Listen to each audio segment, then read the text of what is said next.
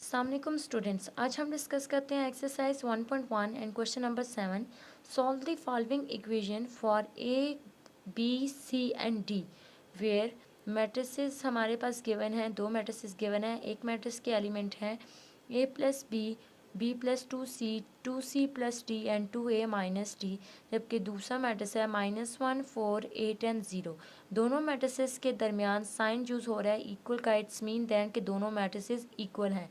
Means कि equality of matrices की condition apply हो रही है। उसकी कंडीशन ये है कि दो मैट्रिसेस तब इक्वल होंगे जब उनका ऑर्डर, फर्स्ट हमारे पास क्या होगा, उनका ऑर्डर सेम होगा, एंड दूसरा क्या, उनके कॉरस्पॉन्डिंग एलिमेंट्स भी सेम होंगे। देन हम कहेंगे कि दो मैट्रिसेस क्या हैं, एक दूसरे के इक्वल हैं।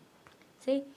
तो इसी को फॉलो करते हुए कि अगर आप इस मैट्रिक्स को देखें, लेफ़्ट साइड पे जो हमारे पास मैट्रिक्स गिवन है, तो इसका ऑर्डर है 2 क्रॉस 2, मीन्स इसकी 2 रोज़ हैं एंड 2 ही कॉलम है। इसी तरह राइट साइड पे भी मेरे पास 2 रोज़ हैं एंड 2 कॉलम है, मीन्स ऑर्डर इनका सेम, तो क्रॉसपॉन्डिंग एलिमेंट भी इनके सेम होंगे। देन तभी तो हमने इन दोनों के दरमियान इक्वल का साइन यूज़ किया। तो क्रॉसपॉन्डिंग एलिमेंट्स मीन यहाँ से ये फर्स्ट एलिमेंट इस फर्स्ट एलिमेंट की इक्वल है, यहाँ से ये सेकंड एलिमेंट दूसरे से इस सेकंड एलिमेंट की इक्वल है। सही। इसी तरह यहाँ पे ये थर्ड एलिमेंट इस थर्ड एलिमेंट की इक्वल है, और यहाँ पे ये 2a माइनस डी जो है हमारे पास 0 की इक्वल है। तो यहाँ से मैं अपनी 4 टर्म्स जनरेट कर लूँगी। तो सबसे पहले मैं ये क्वेश्चन लिखती हूँ।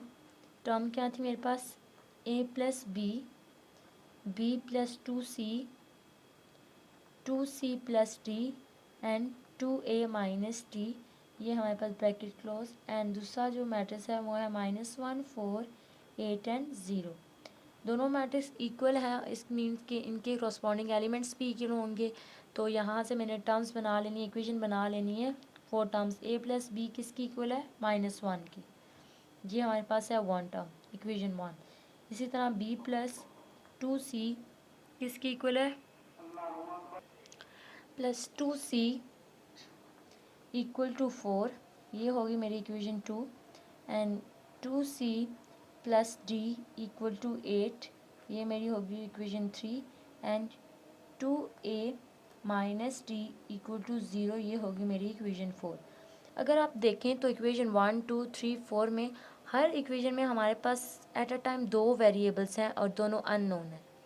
तो मैंने इन 4 इक्वेशन को यूज़ करते हुए इनको सिंप्लीफाई करना है बाय यूजिंग ऑपरेशन एडिशन और सब्ट्रैक्शन, कि इनको मैं सिंप्लीफाई करती जाऊं और एटलीस्ट एक कोई मैं इसमें से वेरिएबल हर इक्वेशन में से माइनस करूं एंड देन मैं इसको कैलकुलेट करूं और मुझसे वेरिएबल निकालूं वैल्यू। ठीक है, क्योंकि हमारा क्वेश्चन यही है कि हमने जो वेरिएबल्स हैं यहाँ पे मेंशन है a b c and d, इनकी वैल्यूज़ कैलकुलेट करनी है बाय यूजिंग दीज मैट्रिसेस। ठीक, तो मैं क्या करती हूँ, अगर आप देखें इक्वेशन 1 एंड इक्वेशन 2 को, तो यहाँ पे देखें प्लस बी है इक्वेशन 1 में, एंड इक्वेशन 2 में भी मेरे पास प्लस बी है। अगर इन दोनों को इक्वेशन 1 और इक्वेशन 2 को मैं सब्ट्रैक्ट करूँ, माइनस करूँ, तो ये जो बी है और माइनस बी ये दोनों कैंसिल हो जाएंगे, क्योंकि सब्ट्रैक्शन में साइन चेंज हो जाते हैं, और ये B and minus B cancel हो जाएंगे। जैसे मैं क्या लिखूँगी, सब्ट्रैक्ट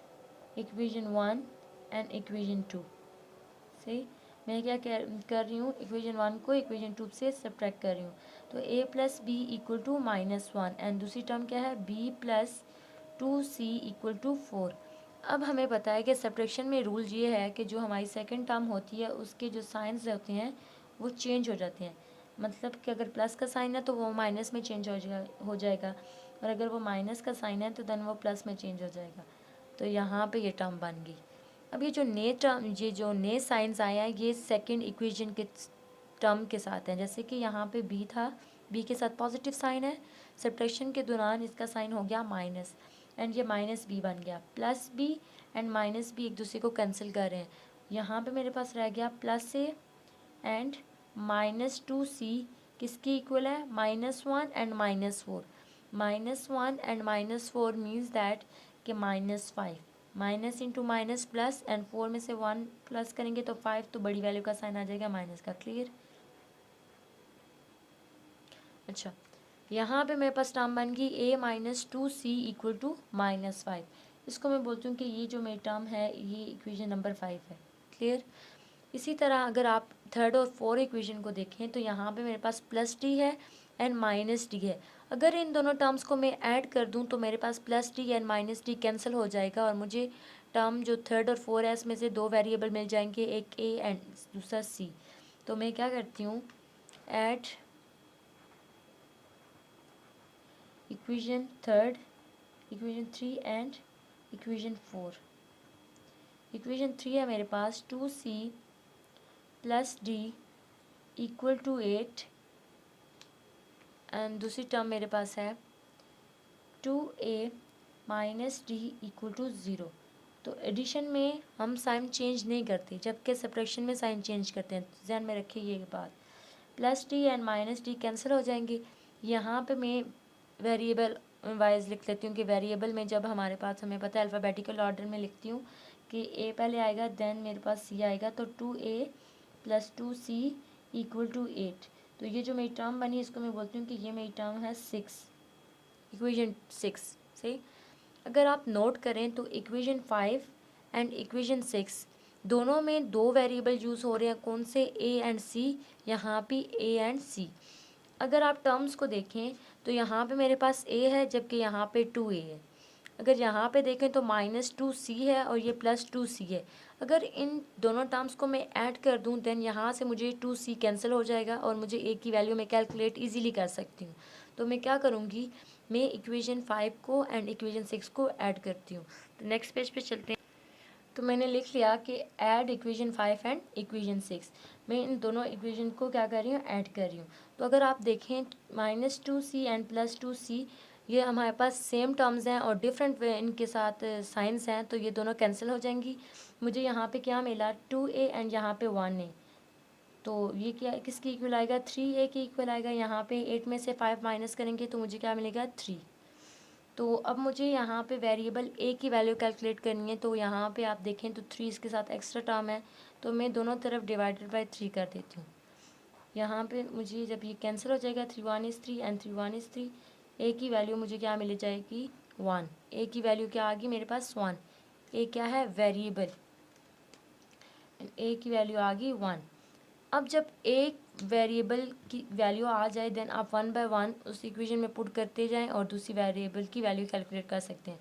जैसे कि अगर आप यहाँ पे देखें तो ये जो हमारी 4 टर्म्स थी, तो मैं इनको यूज़ करते हुए 1 बाय 1 इसमें वैल्यूज़ पुट करूँगी एंड दूसरी वैल्यूज़ कैलकुलेट करती जाऊँगी।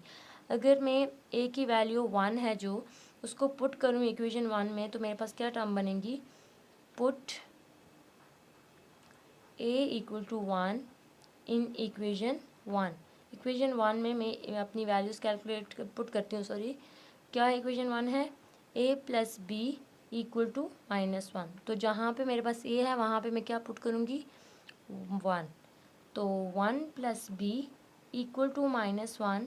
यहाँ पे 1 है, पॉजिटिव साइन जब ये इक्वल की दूसरी साइड पे आएगा, राइट साइड पे आएगा, तो इसका साइन चेंज हो जाएगा, क्या बन जाएगा, -1। तो ये 1 जब उधर जाएगा तो -1। अब देखें -1 and -1, minus into minus plus 1 and 1 2 हो जाएगा, तो बड़ी वैल्यू का साइन आएगा, मतलब साइन जो आएगा क्या, माइनस का। तो b की वैल्यू क्या आ जाएगी मेरे पास, -2। यहाँ से मुझे b की वैल्यू मिल गई। अब मैं देखूँगी कि कौन सी इक्वेशन में पुट करूँ और मुझे c और d की वैल्यूज़ मिले। अब यहाँ पे देखें, अगर मैं इक्वेशन 2 यूज़ करूँ और इक्वेशन 2 में b की वैल्यू कैलकुलेट करूँ और मुझे c की वैल्यू मिल जाएगी। क्या है b की equation 2, b plus 2c equal to 4। क्या, b plus 2c equal to 4। यहाँ पे आप कैप्शन भी लिख सकते हैं, put b equal to -2 in equation 2। सही, b क्या है, -2 plus 2c equal to 4। 2c किसकी इक्वल है, 4, एंड जब यहाँ से टर्म उधर जाएगी तो +2, 2c equal to 4 plus 2 which is equal to 6। एंड मैं c को फाइंड कर रही हूँ, तो c के साथ जो भी टर्म होगी उसको मैं डिवाइड कर रही हूँ दोनों तरफ। यहाँ से मुझे c की वैल्यू मिल जाएगी 2 1 is 2 एंड 2 3 is 6। c की वैल्यू मुझे मिल गई 3। अब मेरे पास a b एंड c की वैल्यू आ गई। अब मैं कैलकुलेट करूँगी d की वैल्यू। अगर मैं डी की वैल्यू इक्वेशन 3 में या इक्वेशन 4 में पुट करूँ तो मुझे मिल जाएगी वैल्यू। तो मैं पुट इक्वेशन 3 में करती हूँ, पुट इक्वेशन 3 नहीं sorry put C equal to 3 in equation 3। Equation 3 में अपनी वैल्यूज़ कैलकुलेट करती हूँ। इक्वेशन 3 मेरे पास क्या है, 2c plus D equal to 8, 2c plus D equal to 8। जहाँ पे c है वहाँ पे मैं उसकी वैल्यू पुट करती हूँ जो कि मेरे पास है 3, एंड यहाँ पे मेरे पास आ गई 2 3 ज़ार 6, 6 प्लस डी इक्वल टू 8। तो d की वैल्यू मैं यहाँ से कैलकुलेट कर सकती हूँ 8 minus 6 which is equal to 2। d की वैल्यू मुझे क्या मिल जाएगी, 2। अगर आप देखें तो हमारे पास जो चारों वेरिएबल थे उनकी 1 बाय 1 हमने टर्म्स निकाल दी इक्वेशन में से पुट करते हुए 1 बाय 1 हमने ये सारी टर्म्स निकाल दी। जैसे अगर आप देखें तो a की वैल्यू क्या आई 1, b की वैल्यू आई -2, c की वैल्यू आई 3 एंड d की वैल्यू क्या आ गई 2। ये मेरे पास सारे वेरिएबल्स की वैल्यूज़ आ गई। हमने यही वेरिएबल की वैल्यूज़ कैलकुलेट करनी थी। अगर हम देखें कि आपका आंसर ठीक है, ये जो आपने वेरिएबल्स की जो वैल्यूज़ निकाली हैं ये ठीक है कि नहीं, आप कंफर्मेशन के लिए वेरिफिकेशन भी कर सकती हैं। जैसे कि अगर आप इक्वेशन 1 में पुट करें वैल्यूज़, वेरिफिकेशन के लिए मैं कर देती हूँ यहाँ पे। अगर वेरीफाई करने के लिए आप कर रहे हो कि ये जो हमारा आंसर है ये ठीक है कि नहीं, तो कैसे करेंगे आप, इक्वेशन 1 को लेती हूँ, अगर मैं लेती हूँ a plus B equal to -1। Left side पे मेरे पास a एंड b दोनों टर्म है। a में a की वैल्यू डालती हूँ, a की वैल्यू है 1, जबकि b की वैल्यू क्या है -2। एंड राइट साइड को वहीं रहना है और लेफ़्ट साइड को मैं सॉल्व करती जाऊँगी। 1 -2 इक्वल टू -1, 1 में से यहाँ पे -2 है, -2 में से +1 निकालेंगे तो मुझे क्या मिलेगा -1। अब देखें तो लेफ़्ट हैंड साइड इक्वल है राइट हैंड साइड की, इसका मतलब है ये हमारे पास ट्रू स्टेटमेंट है। इसका मतलब है हमारे पास जो वेरिएबल की हमने वैल्यू निकाली थी a और b की, वो करेक्ट हैं, वो ठीक निकाली हैं। इसी तरह अगर मैं इक्वेशन 3 में या इक्वेशन 3 में पुट कर देती हूँ 2c plus D equal to 8। इसमें मैं वैल्यू कैलकुलेट करती हूँ। c की मेरे पास क्या वैल्यू आई, c की मेरे पास वैल्यू आई 3, जबकि d की मेरे पास वैल्यू आई 2। इसको कैलकुलेट करती हूँ, देखती हूँ कि क्या वो राइट हैंड साइड की इक्वल आ रहा है कि नहीं। 2 3 ज़ार 6 plus 2 which is equal to 8। यहाँ पे हमारे पास आ गया 8। Left side equal to right hand side, which means that कि हमारी जो c और d की वैल्यूज़ थी वो बिल्कुल ठीक आ गई। सही, ये हिस्सा नहीं है, लेकिन सिर्फ वेरिफिकेशन है, अगर आप करना चाहें तो कर सकते हैं। आई होप आपको ये समझ आ गया होगा। इंशाल्लाह नेक्स्ट वीडियो में हम डिस्कस करेंगे टाइप ऑफ मैट्रिसेस। अगर आपको कोई स्टेप समझ में नहीं आया देन आप मुझे बता सकते हैं। Thanks for watching my video, like share and subscribe to my channel.